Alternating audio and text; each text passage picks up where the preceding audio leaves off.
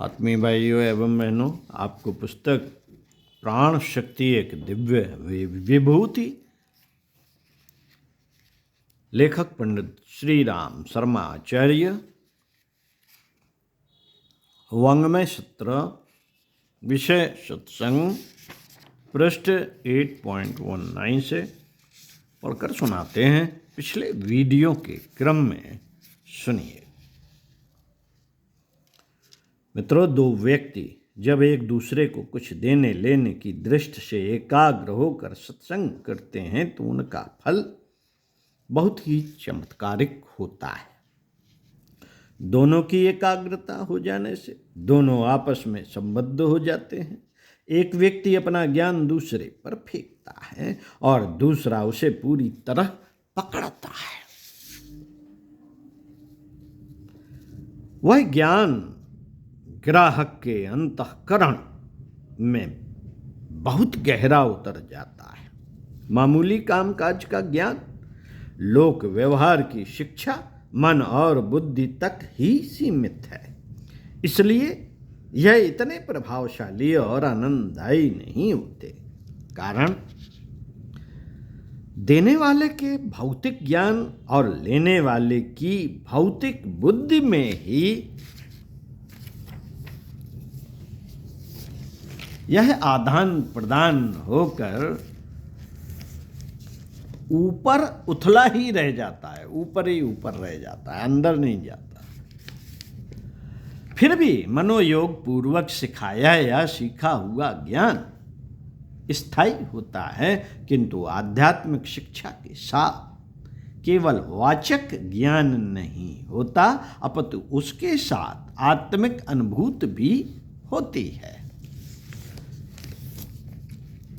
इसलिए वह वाचक ज्ञान की अपेक्षा हजारों गुना अधिक प्रतिभा संपन्न होता है और उसमें ऐसी प्रजनन शक्ति होती है कि उसके परमाणु को भी कोई व्यक्ति अपनी अंतरात्मा में ग्रहण कर ले तो वह बीज अपने आप अपना वंश विस्तार करता है और गुरु के अंदर जितना ज्ञान था वह अनायास ही अपने अंदर उग पड़ता है। दीक्षा का आध्यात्मिक दृष्टि से बड़ा महत्व है।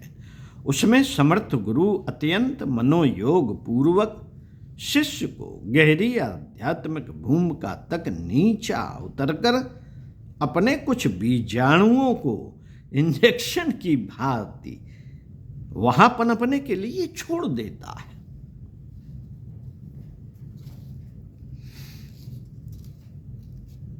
यह बीज अमर होकर उसके अंतराल में पड़े रहते हैं और यदि सिंचन हुआ तो बहुत जल्द फलित हो उठते हैं, अन्यथा किसी भी दशा में मरते नहीं। और जब भी कभी अवसर पाते हैं हरे हो जाते हैं। आज दंभी और अयोग्य व्यक्ति गुरु दीक्षा जैसे अत्यंत दुरूह संस्कार को करने का साहस कर डालते हैं।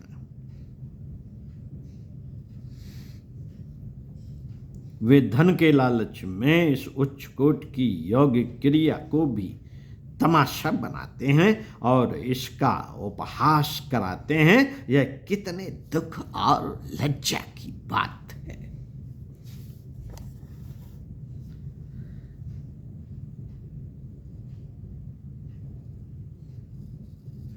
उच्च आत्माओं द्वारा दी हुई दीक्षा निष्फल नहीं जा सकती। उसकी प्रतिक्रिया बहुत ही जल्द दिखाई देने लगती है। शक्तिपात की गुह दीक्षा तो मनुष्य को दूसरे ही रूप में बदल सकती है। कई योगी सिर पर हाथ रखकर शिष्य की कुंडलिनी शक्ति जागृत कर देने की क्षमता रखते हैं। हमारे अपने अनुभव में कई ऐसे महात्मा आए हैं कि वे जब अपना आत्मिक तेज उग्र करते हैं तो उनके शरीर से विद्युत बिजली जैसी धारा चल उठती है। उनके शरीर को उस समय छूने पर बिल्कुल बिजली से भरे हुए तारों को छूने के धक्के का अनुभव होता है। यहाँ हम बहुत आगे की बात कह गए। पाठकों को इतना आगे जाने की जरूरत नहीं। उन्हें तो इतना ही जानना चाहिए कि सत्संग का लाभ विनम्र बनकर उठाया जा सकता है। उत्तम विचार वाले प्रबल मनुष्यों के निकट जाने का अवसर ढूंढते रहना चाहिए और जब जब ऐसे प्रसंग आए लाभ उठाना चाहिए। यदि तुम्हारा काम काज करने का या रहन सहने का प्रबंध उत्तम विचारवान लोगों के साथ हो सके तो अन्य प्रकार का कष्ट उठाकर भी वैसा करना चाहिए, क्योंकि उसके द्वारा जो लाभ होता है वह अकथनीय है। सत्संग की महिमा को वर्णन करना हमारी शक्ति से बाहर की बात है। पारस के सत्संग में लोहा सोना बन जाता है, किंतु आत्मा के सत्संग से जीव परमात्मा बन जाता है। शरीर से निकट बैठकर सत्संग करना सबसे उत्तम है, परंतु जहाँ ऐसी सुविधा ना हो वहाँ अन्य प्रकार से भी यह हो सकता है। अपने जिन विचारों को तुम पुष्ट करना चाहते हो उसके लिए मानवीय व्यक्तियों से पत्र व्यवहार करो। उनके हाथ के लिखे हुए पत्र औषध की तरह बड़ी प्रेरणा भरे हुए होते हैं। पत्र का कागज उनके हाथ में आता है और उनके विचारों से लद जाता है। पानी में बिजली को पकड़ने की बड़ी ताकत होती है। स्याही के साथ वे विचार कागज से चिपक जाते हैं। यह पत्र आधे मिलन का काम कर देता है। प्राचीन महापुरुषों की हस्तलिपियों को बहुत अधिक मूल्य में लोग खरीदते हैं, क्योंकि उन कागजों में उन महानुभावों के जीवित विचार चिपके हुए हैं। तुम्हें जब अपने किसी मित्र का पत्र मिलता है तो निश्चय ही उससे आधे मिलन का अनुभव करते होगे। सत्संग का यह दूसरा उपाय बहुत ही महत्वपूर्ण है। छपी हुई पुस्तकें भी अपने लेखक की भावनाओं को धारण किए रहती हैं। यद्यपि छापे खाने की स्याही के साथ उन विचारों का कोई संबंध नहीं, परंतु उन व्यक्तियों को पढ़ते ही ठीक उसी प्रकार के विचार आपके मन में उत्पन्न होते हैं जैसे कि उस पुस्तक को लिखते समय लेखक के मन में उत्पन्न हुए थे। पर काया प्रवेश पुस्तक में बताया जा चुका है कि विचारों का कभी नाश नहीं होता। जो विचार मस्तिष्क से निकलते हैं वे अनंत काल तक ईथर तत्व में मंडराते रहते हैं, और कोई जब उनके समान विचार करता है तो दौड़कर वहीं पहुंच जाते हैं। यदि किसी प्रबल मनुष्य व्यक्ति के वे विचार हैं तो सशक्त होंगे और अधिक असर करेंगे। पुस्तक के अक्षर पढ़ते ही जो विचार हमारे मन में उत्पन्न होते हैं वे ही लेखक के विचार वायुमंडल में घूम रहे हैं। इस अवसर पर वे अविलंब दौड़ पड़ते हैं और पढ़ने वाले के विचारों के साथ सम्मिलित हो जाते हैं और लेखक सत्संग का आनंद अनुभव करने लगता है। विचारों के परमाणुओं की गति इतनी तीव्र है कि 1 सेकंड में 3 बार पृथ्वी की परिक्रमा कर सकते हैं। इसलिए चाहे वह लेखक कितनी ही दूर रहा हो, उसके विचारों को तुम्हारे पास तक पहुंचने में तनिक भी विलंब ना होगा।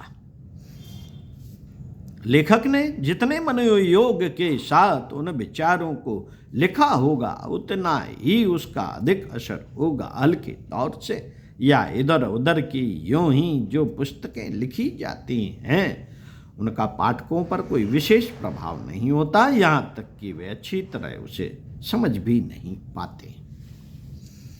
चाहे भाषा कैसी हो, साधारण क्यों ना हो, उत्तम विचारों की और अधिकारी लेखकों द्वारा लिखी हुई पुस्तकें पढ़नी चाहिए। और यदि उनसे विशेष लाभ उठाना है तो लेखक का चित्र ध्यान में रखते हुए यह समझते जाना चाहिए कि यह लेखक मेरे सामने बैठकर ही इन बातों को समझा रहा है। इस दृष्टि से पुस्तकों में लेखक का चित्र होना जरूरी है। उत्तम पुस्तकों के सत्संग से भी हम पर्याप्त लाभ उठा सकते हैं।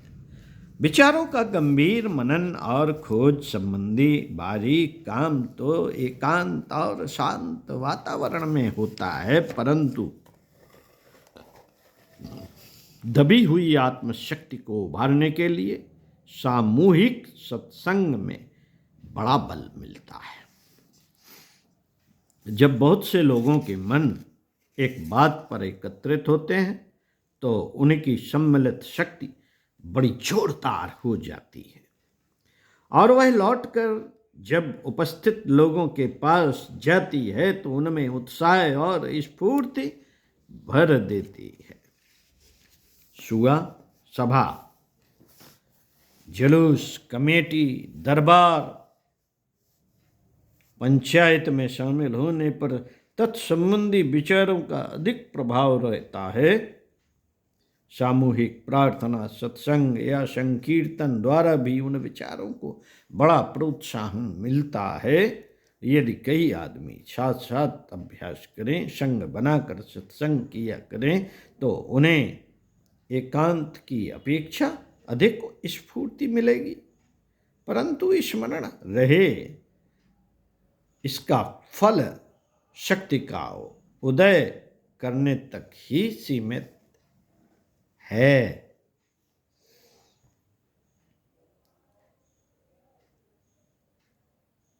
किंतु किसी वस्तु का अन्वेषण या तत्व प्राप्ति को